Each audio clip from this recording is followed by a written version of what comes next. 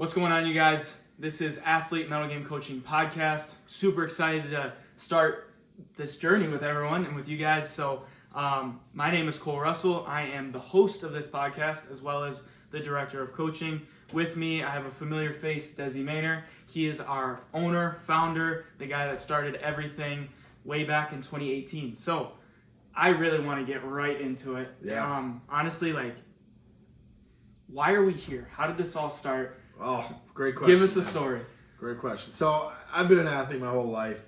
I mean, from kindergarten on to as soon as I could stand, basically. I played all of the sports: basketball, football, baseball, powerlifting. I played in college, Division I college football player, Division II college football player. Got into the part of the game where it starts turning into a business, and was very, very close to making it as a professional, but was just shy. I mean, any athletes out there that have been told to hang them up, it's hard to hear. But from there, went straight into teaching and coaching, which is where we really got to help a lot of athletes on their physical game. But what I found was when I was in the weight room early mornings, late nights, really mentoring those student athletes, that there was always a handful that would put the work in, that cared so much, that were really passionate, and I would just pour my heart out to them. Yeah. I was like, I've been there, I've walked this path, I've done what you want to do, right? Let me help you. And that's really where it was born. I mean, I can even think of 3 exact athletes where this first idea came up of there's more to sports than just, my biceps or how I swing a bat or whatever it is, right? There's this piece, which is the mental game. And I found myself, I enjoyed that almost more than the physical side, because I had done the physical side for so long, Right. that it was and there's so much of that out there. Everyone take this specialized training, take that specialized training, but the mental side, not so much. And we could really help kids and athletes get through transitions. Middle school, high school to college to pro. We're always transitioning. And I think that has everything to do with our grit, our mental toughness, and our mental game. So that's really the origin story of athlete mental game coaching as well. But, I'm curious to ask you this. How did you get here? I'm sure they want to know, right? I mean, we have kind of a pretty cool story, going from, point A to now we're sitting here doing this together. But tell us about that. Yeah, so I went to Spring Arbor University as a college soccer player. And my first 2 years, I pretty much sat the bench aside from 15, 20 minutes a game.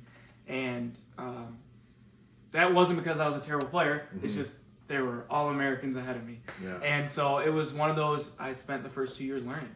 And then that coach that we had that taught me so much ended up leaving, and we got another coach in, another team.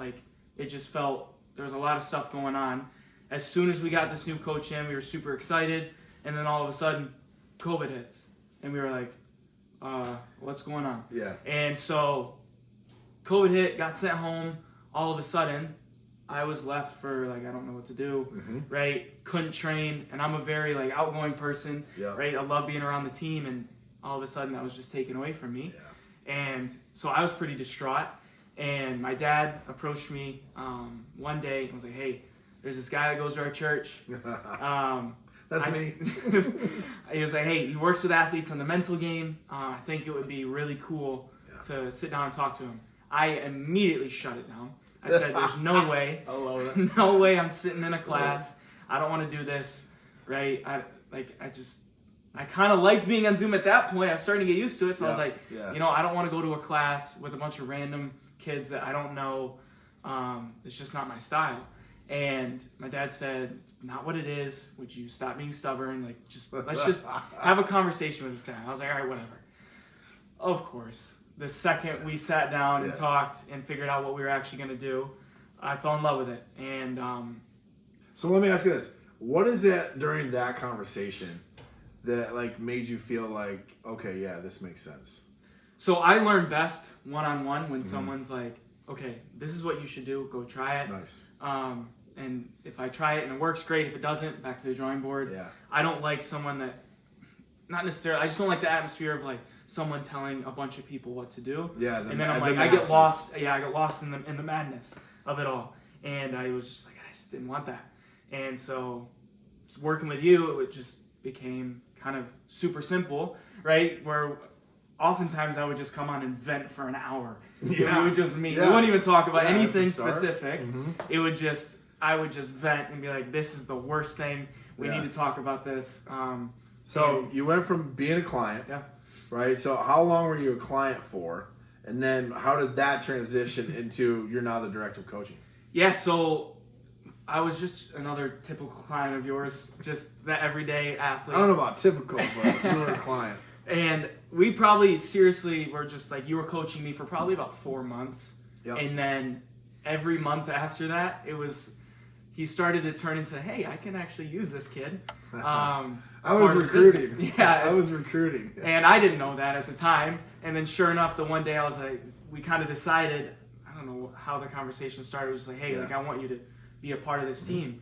I was like, absolutely. Like it was a no-brainer for me, right? Because I loved everything that we did, and I loved the story behind it. And it was just kind of perfect. So from that day, I just kind of started working under you, and then you started to expand other sides of the business. Yeah. And so for me, you were like, hey, like I kind of want you to just kind of control this. Yeah. And so that's kind of where we got to at this point. And a year and a half, 2 years later. 2 years later. Yeah. Wow. Yeah. And we're super excited to be kind of pouring into you guys and giving you guys all this valuable content. But like what you just heard there was passion. Right? Cole felt my passion in that conversation, and then I felt his as we started to endeavor into him becoming the director of coaching for AMGC. And that at the end of the day is why we started all of this. That's why the thing we always talk about, what thrills you, what kills you, what keeps you up at night. Yeah. Well, what thrills me is sports and athletes and them reaching their potential. What kills me is the ones that don't. Right? I mean, we look at the stats and like 60% of college athletes don't make it to the end of their career. Right. Because they quit. Yeah. Right? And why did they quit? It's not usually because I broke my ankle. It's usually because I didn't have it up here. Yep. Right? I couldn't cut it. And that absolutely pisses me off, to be dead honest with you. Yeah. And that was one of the main reasons is there's so many people out there, and sports teach you so many things. They make you resilient. They make you persistent in life. They give you character. I mean, so many things in my life, and I know yours, are a walk in the park because of sports. Oh, yeah. Right? And where your average Joe, call it the civilian, like who didn't play sports, it's way harder on them. Oh, yeah. And I mean, my entire life, my entire family, just like yours, I mean, it was eat, sleep, breathe, bleed, sports. Yeah. Right? And it made me who I am and how I operate and how I show up. And that's what we want for you.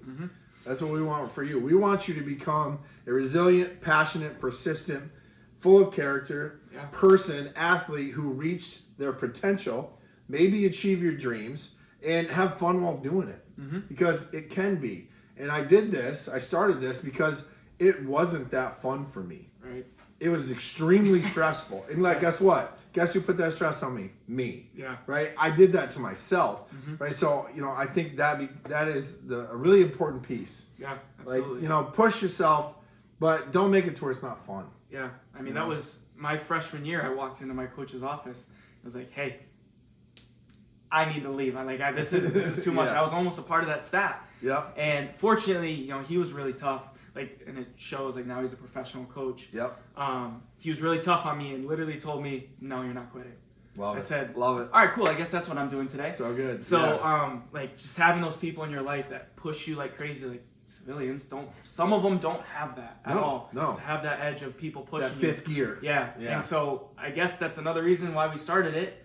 Or you started it and I kind of joined is Absolutely. We want to be those people for you guys. Yeah. Right? We want to be able to, when everything is hitting the fan, right? When it's just it's just horrible, right? We want to be able to help you guys as much as we can. You can pull up the Athlete Mental Game Coaching Podcast. Desi and Cole will be right there yelling at you. Yeah, and absolutely. You probably need it at that point in time in your life, just like we have, throughout our entire career. Yeah. But hey, thanks for a great show. Hope this was valuable to you. These are going to be coming out on the regular, so stay tuned. It's going to be on all the places. Click all the links and the buttons. Cole will make sure that you guys have everything you need.